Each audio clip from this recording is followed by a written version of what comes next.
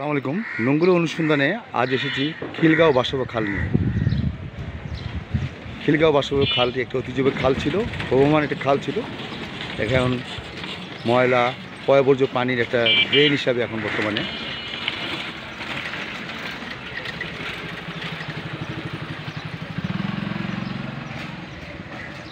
আশেপাশে পয়ঃবর্জ্য যে আশেপাশের এরিয়ার যারা বসবাসরত তাদের পয়ঃবর্জ্য পানি এই খালের মধ্যে প্রবাহিত হয়।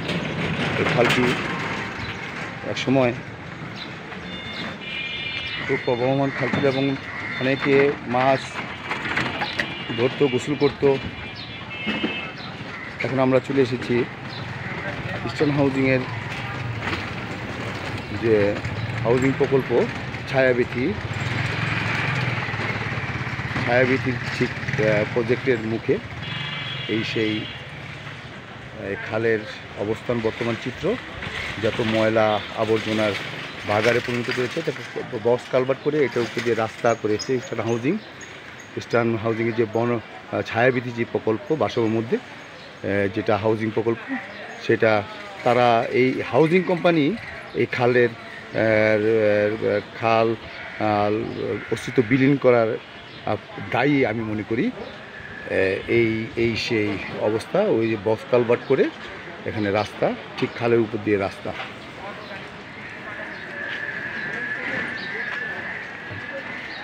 এই হাউজিং ইস্টার্ন হাউজিংয়ের ছায়াবীথি প্রকল্প।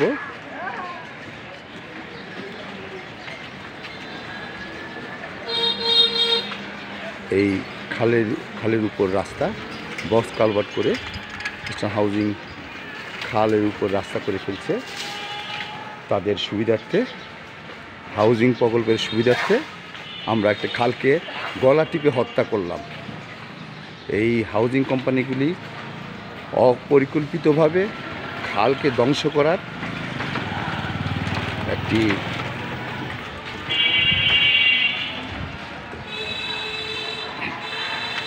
ডিজাইন, যদি আমরা খাল রেখেই যদি হাউজিং প্রকল্প করা যেত তাহলে কিন্তু কোনো সমস্যা ছিল না।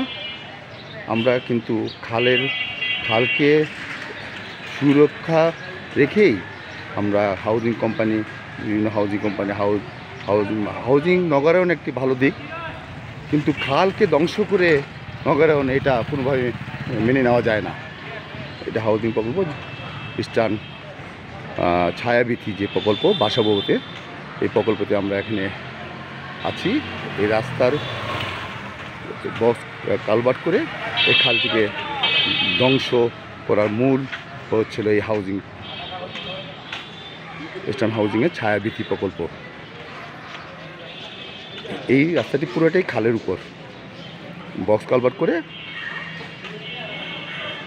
একটা রাস্তা করে ফেলছে, দুই সাইডে বিভিন্ন প্লট করে।